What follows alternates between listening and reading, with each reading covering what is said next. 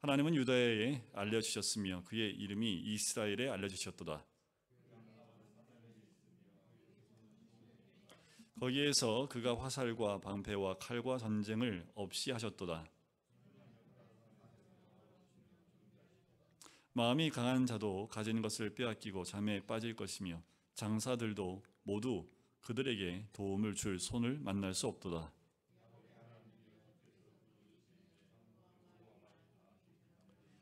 주께서는 경외 받을 이시니 주께서 한 번 노하실 때에 누가 주의 목전에 서리이까.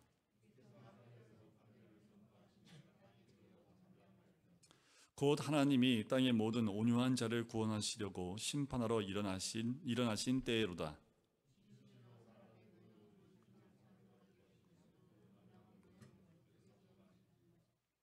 너희는 여호와 너희 하나님께 서원하고 갚으라. 사방에 있는 모든 사람도 마땅히 경외할 이에게 예물을 드릴지로다. 그가 고관들의 길을 꺾으시리니 그런 세상의 왕들에게 두려움이시로다. 아멘. 우리가 하나님 나라를 생각할 때 그 하나님 나라가 얼마나 큰지 믿음이 있는 사람들은 그 하나님 나라에 대한 통치나 또 하나님의 위대하심을 알기 때문에 우리는 믿음의 눈으로 하나님 나라가 얼마나 크고 광대하고 높으신지를 말씀 속에서 발견할 수 있지요. 하지만 하나님 나라라고 생각할 때 참 모순적인 것이 있습니다. 하나님은 크고 강하신데 백성들이나 하나님 나라는 너무나도 세상 사람이 보았을 때 보잘것없는 모습이었다라는 겁니다. 지금 신약시대에 우리가 생각하는 하나님의 나라는 어떤 영역을 말하는 것이 아니라 하나님의 통치권 안에 있는 것을 하나님 나라라고 우리가 배우고 있기 때문에 지금 어떻게 보면 교회들이 하나님 나라에 속할 수 있겠지요. 그리고 예수를 믿는 그 영역이 있는 그 교회나 아니면 나라들이 하나님 나라로 또 간주될 수 있을까 모르겠습니다. 그런데 구약시대에 보면 하나님 나라라고 하면 이스라엘을 국한적으로 생각을 하게 되지요. 다른 나라들은 자주 하나님이 얼마나 강하신가 하는 것을 잊어버릴 수 있고요. 또 그래서 예루살렘을 공격하고 또 이스라엘 백성들 자신도 하나님을 잘 믿지 못했던 때가 굉장히 많습니다. 예를 들면 권력이 있는 사람은 그 권력에 맞는 지배 그리고 거느리고 있는 사람도 마찬가지고 무엇을 하더라도 그 권력 기준에 맞춰서 움직이는 것을 보게 되지요. 권력이 많은 사람이 겸손하다고 해서 낮은 자리에 있는 것 존경받을 수 있긴 한데 때로는 그 모습 가운데 인정받지 못하는 리더들도 꽤 많이 보게 됩니다. 그래서 권력이 있으면 그 권력에 맞는 크기대로 움직이고 활동하려고 하지요. 근데 하나님은 그렇게 하지 않으시지요. 하나님 온 천하를 만드셨고 우주를 다스리고 계심에도 불구하고 하나님이 함께하는 나라는 구약시대에 이스라엘밖에 없었습니다. 또 하나님께서 거주하셨던 그곳은 성전이지요. 굉장히 작은 이방 나라들이 봤을 때 굉장히 작은 성전인데 거기에 하나님이 계셨습니다. 더욱이 그의 백성들은 그렇게 잘난 것도 없어요. 힘도 없어 보입니다. 그래서 이스라엘 자손이 보잘것없다라고 나타날 때 주로 야곱이라는 말을 이름으로 불려지게 되는데 오늘 본문에도 보면 야곱의 하나님이라는 말이 나오지요. 사람들은 이 이스라엘과 유다와 예루살렘이 초라한 모습을 보고 하나님을 좀 업신여기기 시작을 하지요. 더욱이 이스라엘 백성들 자신이 하나님의 능력을 별로 믿지 않았고요. 의지하지도 않았습니다.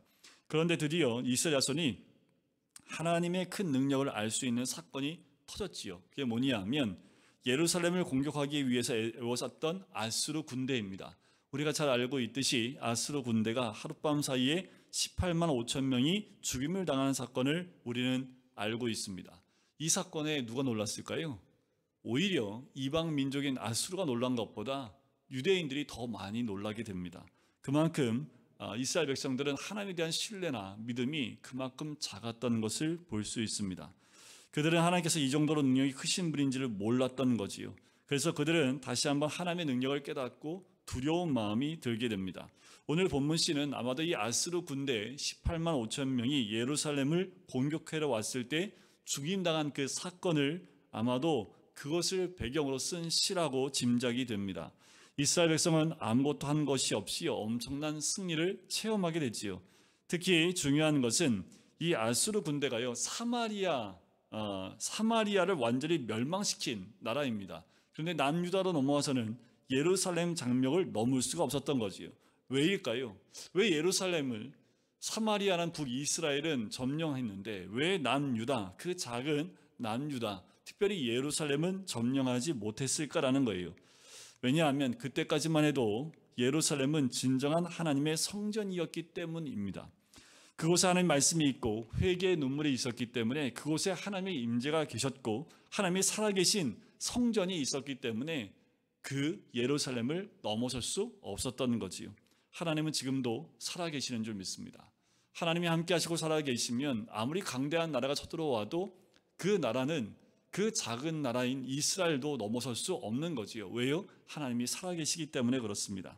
오늘 1절 말씀에도 보면 하나님은 알려지셨도다 라고 얘기를 해요. 이 말씀은 유다와 이스라엘에서 그렇다라고 이야기를 합니다. 하나님은 알려지셨습니다. 누구한테 알려졌다고요? 유다와 이스라엘에 알려졌다라는 거지요.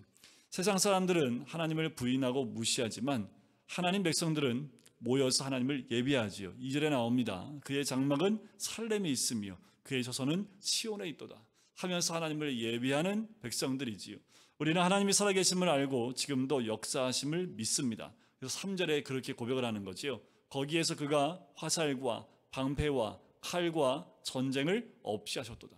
북한에서 아무리 미사일을 쏘아대고 장거리 미사일을 쏘아대도 남한에 이 한국 땅에 하나님이 살아계시면 넘볼 수 없습니다.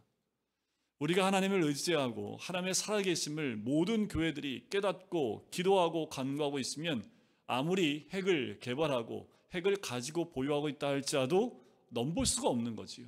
아무리 힘이 강하다 할지라도 하나님이 살아계시면 하나님의 역사하심이 드러나게 되어져 있습니다. 누가 그 증거입니까? 우리들이 그 증거 아닙니까? 이 땅 가운데 하나님의 살아계심을 드러내 보일 수 있는 것은 바로 믿음의 사람들인 줄 믿습니다. 그럼에도 불구하고 사람들이 여전히 어디에도 하나님이 살아계신 증거가 없다고 말을 해요. 요번에 이제 말씀 세미나 갔을 때 또 가면은 또 아는 목사들 만나잖아요. 오래간만에 개척한 후배 목사님 만나서 이틀 동안 식사도 같이 하고 이런저런 얘기를 하는데 개척에서 이제 한 10명 정도 모인대요. 작년에 이제 개척한 지 딱 1년 된 그 목사님이신데 성도가 한 명이 열심히 나오셨다가 지금 시험에 빠져가고 교회 안 나오신대요. 왜냐 그랬더니 어떤 사업에 투자를 했는데 그게 지금 기울어져 가지고 망하기 직전이라는 거예요. 그래서 교회 나오는데 힘을 받지 못하고 1년 동안 양육을 잘 했는데 거기에 걸려서 지금 교회를 못 나오고 있다라고 얘기를 하더라고요. 여러분들, 우리는 하나님의 살아계심의 증거를 어디서 찾으려고 합니까? 힘이나 돈이나 또 지식이나 건강에서 하나님의 살아계신 증거를 찾으려고 하는 경향이 있지요. 그러다 보니까 사단이 자꾸 미혹을 합니다. 우리가 어디에 하나님이 살아계시기를 원하느냐, 거기에 우리의 마음이 있다 보면 이 사단이 우리의 마음을 미혹해서 하나님의 살아계심이 아니라 하나님이 죽었다라고 생각하고 하나님이 없다라고 느끼게끔 만든다라는 거지요.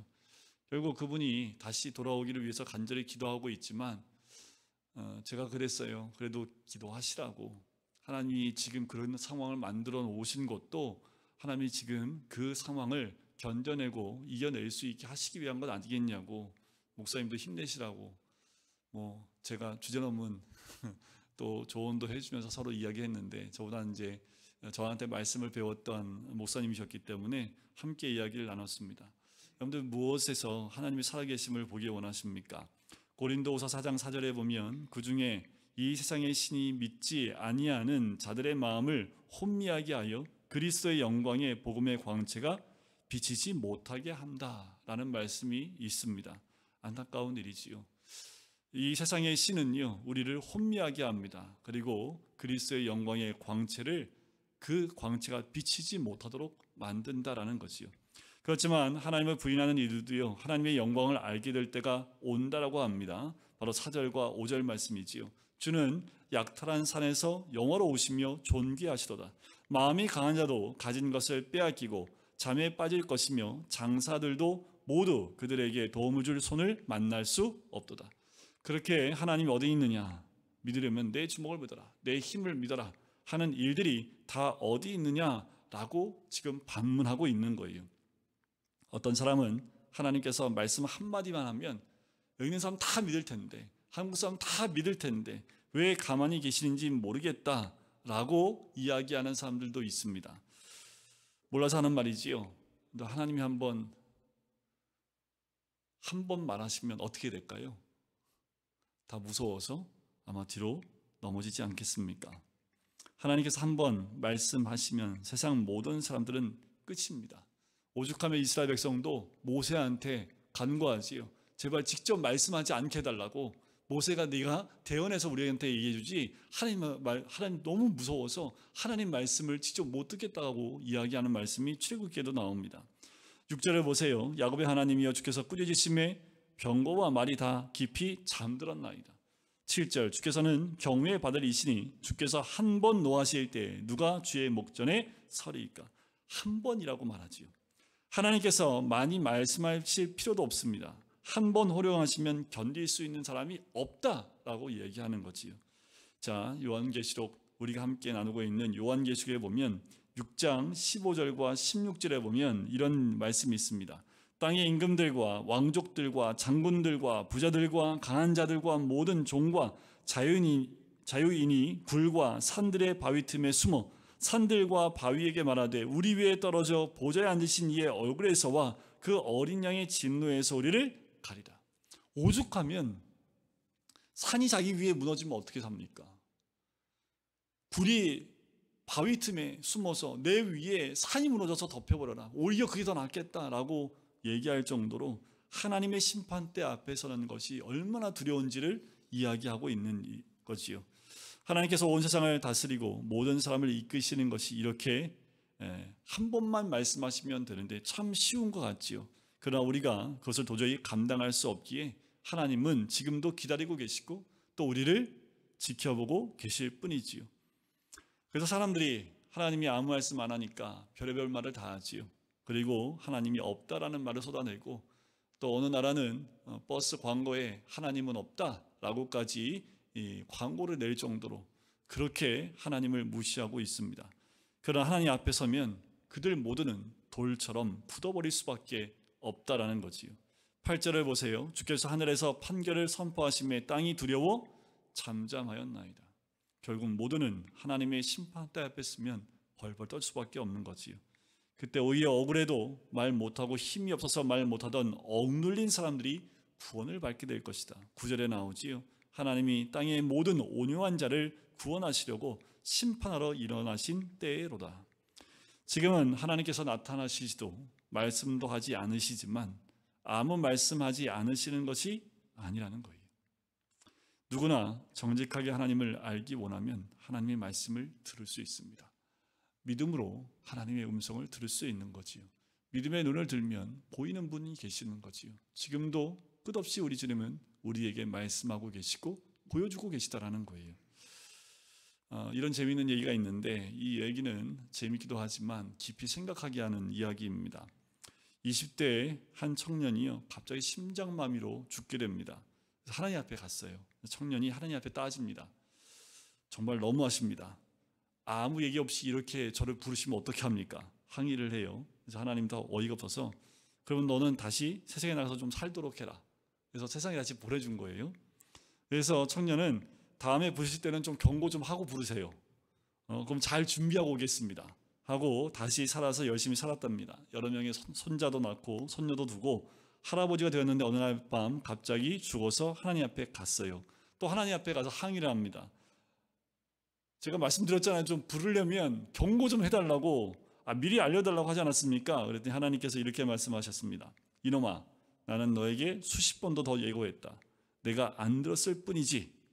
제게 언제 말씀하셨습니까? 반문해요. 그때 하나님이 이렇게 말씀하십니다. 그래? 너 한번 잘 생각해봐라. 네 나이 40이 넘으니까 어떻더냐? 몸이 옛날 같지 않은데 하지 않았느냐? 진짜 그랬어요. 저도 50이 넘으니까 눈도 침침하고 허리도 아파서 거울 볼 때마다 아휴 나이 먹었구나 그렇게 말하지 않았더냐? 60이 넘고 70이 되니까 의욕도 없고 기억도 없고 내 친구들 죽어가는 거 보면서 나도 이제 떠날 때가 되었나 보다 그렇게 말하지 않았느냐? 내가 내 입으로 갈 때가 되었다고 하지 않았느냐? 그만큼 예고했는데 못 알아들었으면 넌 더 이상 가능성이 없다. 웃자고 한 말이지만 생각을 기피하게 하는 한 이야기, 만들어낸 이야기겠지요. 하나님께서 우리에게 얼마든지 하나님을 믿을 수 있도록 해주십니다. 여러분, 우리가 하늘만 봐도 하나님의 계심을 볼 수 있습니다. 조용히 바람 소리만 들어도 그 바람 소리 가운데에도 주님의 살아계시는 그 소리를 들을 수 있지요. 그런데 주님은 거기에 머무르지 않으시고 하나님이 어떤 분인지 우리에게 알려주셨지요. 그게 뭡니까? 성경입니다. 성경에서 바로 하나님에 대한 정확한 말씀을 우리에게 알려주셨다라는 거예요. 성경 말씀으로 말씀하실 때 우리는 들어야 합니다. 하지만 하나님을 믿지 않는 사람들만 안타까운 건 아니에요. 오히려 하나님 믿는다는 사람들이 더 안타까울 수 있다라는 겁니다. 하나님을 믿는다면서 제대로 믿는 자처럼 살지 못하는 거지요. 어쩌면 바로 우리가 하나님을 믿으면, 우리가 바로 하나님을 믿고 있다면 불신자들이 주께로 돌아올 가능성이 더 크겠지요.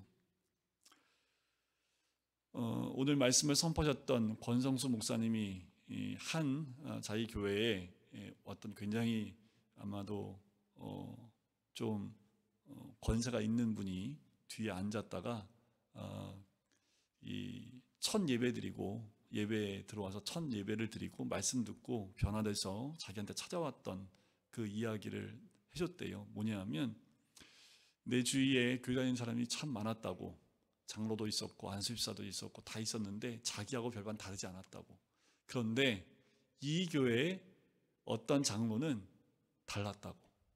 그래서 목사님 한번 만나뵈러 왔는데 말씀 듣고 이 교회에 나오기로 결정했다고. 그 말씀을 예화처럼 이제 얘기를 하시는데, 맞아요. 우리가 바로 믿으면 주변에 바로 믿지 못하기 때문에 우리의 모습 때문에 어쩌면 하나님을 만나지 못하는 걸 수 있지요. 우리가 믿음 가운데 말씀 가운데 제대로 살고 있다면 우리의 모습을 보고 하나님 한번 믿어볼 만하겠다라고 결정하지 않을까요? 하나님께서 하나님 믿는 이스라엘 백성을 향하여 진노하실 때가 많았지요. 왜 그럴까요? 전쟁이 일어났을 때 강대국을 의지하려 했기 때문에 그래요. 그래서 우리 하나님은 영적 간음이다 라고 말씀하지요. 왜 그랬습니까? 하나님 믿는다 하지만 하나님께서 정말 살아계셔서 자신들을 지켜주시리라는 믿음이 없었기 때문입니다. 지금 우리는 어떻습니까? 지금 우리도 이스라엘 민족처럼 그런 연약한 믿음 가운데 있지는 않습니까?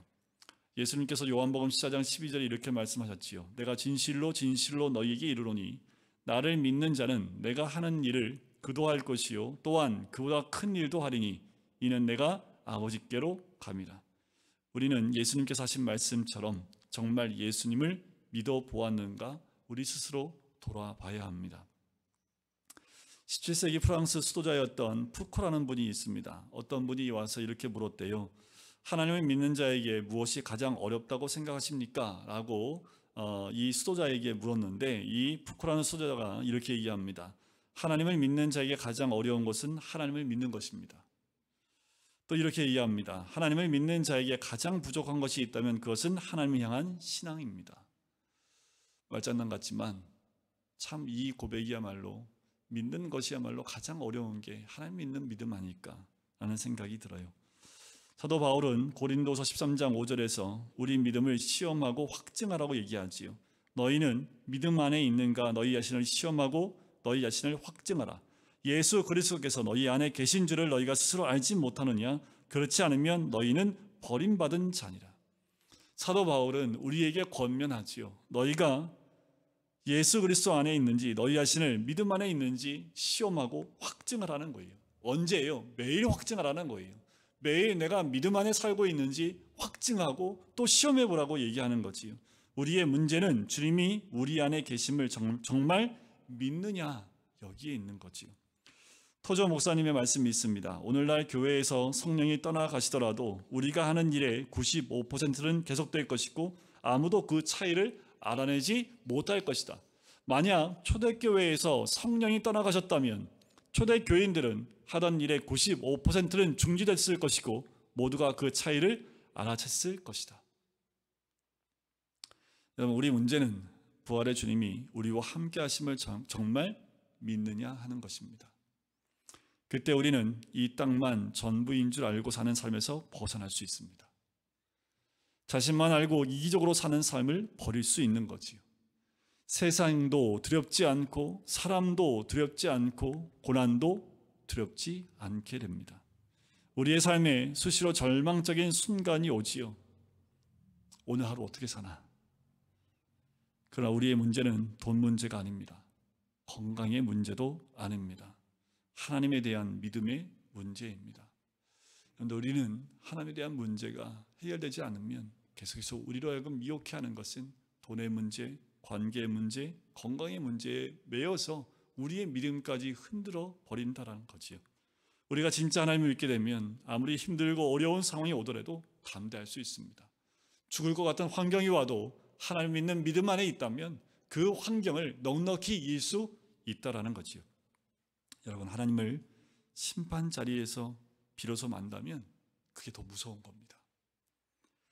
캐나다의 유명한 목사님이 한 분 계신데, 스미스라는 목사님이신데요, 설교 중에 하나님 나라에 대한 대단히 두렵고도 엄숙한 5가지 사실이 있다라고 하면서 5가지를 이야기합니다. 첫째, 마지막 심판 때 모든 사람들이 다 하나님 나라에 들어가는 것은 아니다. 둘째, 대부분의 사람들이 멸망할 것이다. 셋째, 구원받으리라 여겨졌던 사람들 중에도 멸망당할 사람이 많을 것이다. 넷째, 죽은 뒤에는 구원받을 기회가 다시는 없다. 다섯째, 지금이 어떤 이에게는 마지막 기회라는 사실이다. 이 말은 이 목사님이 하신 말씀이 아니라 이미 성경 곳곳에 이 말씀들을 우리에게 해주고 있습니다. 우리는 지금 하나님을 만나야 하지요. 지금 하나님을 믿어야 합니다. 믿음은 노력해서 얻어지는 것이 아니지요. 믿습니다. 외친다고 믿어지는 것도 아니지요. 믿음은 전적인 하나님의 은혜입니다. 믿어져야 되는 거지요. 내가 믿는다고 믿음이 생기는 게 아니라는 거 우리가 알지요. 믿으려고 노력하는 것과 믿어지는 것은 정말 차이가 큽니다. 우리에게 필요한 것은 믿어지는 역사이지요. 우리에게는 믿어지는 은혜가 필요합니다. 하나님 믿어져야 합니다. 구원 믿어져야 합니다. 기도 응답 믿어져야 합니다.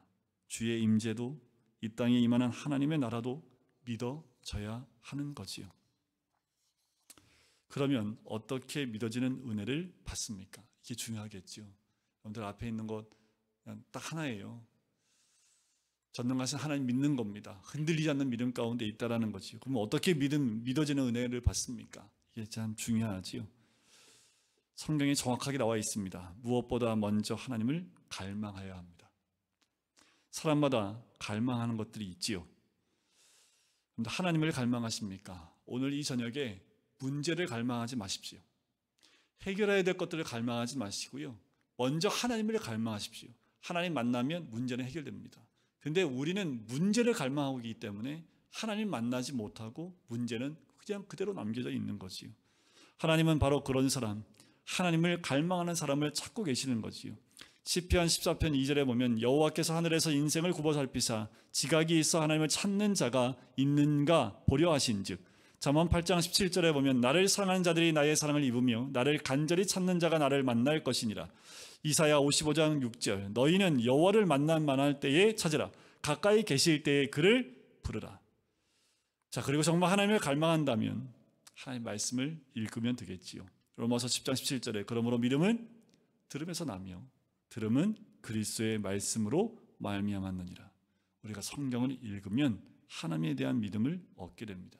자, 여러분들 말씀을 많이 읽으셔야 합니다. 어제하고 오늘 말씀을 세미나를 들으면서 반복적으로 하신 말씀이 뭐냐 하면 성도들이 말씀을 정말 스파르타식으로 좀 접할 수 있도록 만들어야 된다는 얘기를 하시더라고요. 왜 그러시냐 그랬더니 그러는 거예요. 이단에 속한 사람들은요 일주일 내내 교육받는데요. 아침에 가서 저녁 때 나온답니다. 그러니 사람들이 그곳에 미치지 않을 수가 없다라는 거예요. 그런데 성도들은 일주일에 한 번 설교 30분 듣고 일주일 살려고 하니 그게 힘이 있겠냐라는 거예요. 적어도 하나님의 말씀을 하루에 몇 시간은 읽고 쓰고 또 공부하고 묵상하는 일이 반복돼야 그 말씀이 내 안에 들어오지, 어떻게 주일날 설교 한 말씀 가지고 일주일 내내 그 말씀이 나를 움직인다라고 생각할 수 있느냐?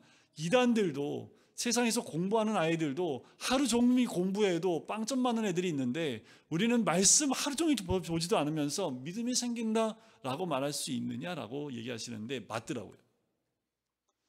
그래갖고요, 저도 뭐 다음 내년부터는 수요일 날 다시 신약 특별 성경 공부한다고 말씀드렸잖아요. 내년에 좀 각오를 하십시오. 저 오늘 가서 이것 들어서 그런 거 아니라요.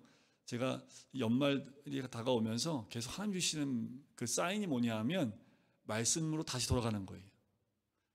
그냥 주구장창 말씀만 볼 수 있도록 말씀이 내 안에 들어와서 말씀으로 살아내는 힘이 있어야 내년도 힘들고 내후년도 힘들대요. 뭐 어떻게 해요? 뭐 미국은 계속 빅스텝이라고 해갖고 계속 이자 올라가고 있다는데 그거 끝이 아니라고 얘기하잖아요. 그러면 내년에 어떻게 살아요 우리? 힘들어 죽겠다고 얘기를 합니다. 물가는 고공으로 계속 올라간다고 그래요. 뭐 어떻게 살아요? 방법이 있습니까? 방법 없어요. 말씀 보는 수밖에 없습니다. 말씀을 살아내시고 말씀으로 하나님 만나면 문제는 해결됩니다. 그런데 경제의 문제에 집중하면 하나님이 안 보여요. 문제만 자꾸 쳐다보고 있으면 하나님 안 보여요. 그럴 때일수록 말씀을 보고 말씀 붙잡고 기도하고 말씀을 하나님 만나면 문제는 사라집니다. 아멘 하실 줄 알았는데 너희는 먼저 그의 나라와 그의 의를 구하라. 그래, 먼저 그의 나라와 그의 의를 구하라는 거지요. 먼저 그의 나라를 구할 때 그의 나라가 눈에 보이십니까? 말씀에 순종하여 구하기 시작하면 하나님 나라가 여러분들 가정에 있고요, 여러분들 일터에도 있고요, 교회 공동체에도 있고요, 내가 혼자 있을 때도 하나님의 나라를 구할 때 그곳 하나님의 나라가 임하는 것을 경험하게 될 줄 믿습니다. 불신자들만 하나님을 안 믿는 거 아닙니다. 우리 문제 역시 하나님에 대한 믿음입니다. 우리가 정말 하나님을 믿으면 하나님이 역사하시는 줄 믿습니다. 정말 하나님이 믿어지는 은혜를 누리고 싶다면 성령을 의지하여 하나님의 말씀을 읽고 말씀대로 순종의 걸음을 내디뎌 보시면 거기에 답이 있습니다. 근데 아무리 금융에서 빅스텝으로 달려 나간다 하더라도 또 몇 프로 이자를 올린다 하더라도 우리는 믿음의 빅스텝 하시면 됩니다. 말씀 안에서 믿음의 빅스텝을 밟으면 아무리 세상이 힘들고 어렵다 하더라도 그 가운데 하나님의 인도하심이 있고 은혜가 있고 또 숨 쉴 수 있고 살아낼 수 있고 견딜 수 있고 또 살아내면서 하나님이 은혜 가운데 우리가 믿음 가운데 더 성숙한 우리의 모습을 발견하게 됩니다. 여러분 내년에 좀 기대하세요. 세상이 더 어렵다잖아요. 고난이 올 것을 기대하시라는 거예요. 고난은 우리로 하여금 하나님을 만나게 하는 하나님의 은혜입니다. 그러니까 고난으로 만나지 마시고요, 말씀으로 먼저 만나세요. 그럼 고난이 안 보여요. 그러니까 여러분들 내년에 수요 성경 공부 때 다 나오십시오. 제가 책 선물 하나씩 드린다고 그랬잖아요. 여러분들 안 가지고 계신 거예요. 시중에 판매도 안 해요. 그리고 몇 권 안 남았어요. 그거 다 드리고 나면 더 이상 구하지도 못하는 책입니다. 그 안에 여러분들 다 받아 적을 수 있도록 적는 공간까지 다 있는 신구약 말씀인데 그걸 다 한 권씩 드릴 거예요. 제가 오늘 이게 안 되겠다, 볼펜도 좀 예쁜 거 맞춰가지고 수요일에 나오신 분들 볼펜도 하나씩 다 드려야겠다. 그래서 볼펜도 지금 찾고 있습니다. 어떤 게 좋을지. 내년에 여러분들 그렇게 수요일 날 말씀 공부하시고 매일 말씀 읽으시고 금요일 날 간구하며 기도하는 시간 갖고 또 주일 날은 당연히 말씀 강의 설교와 오후 때는요 또 교리에 대한 부분도 함께 나누면서 우리 삶이 말씀으로 충만해질 때 하나님을 더 충만하게 만나고 은혜를 충만하게 누리게 될 줄 믿습니다. 오늘 이 밤에도 주를 만나는 복된 시간이 되기를 주의 이름으로 간절히 축원드립니다.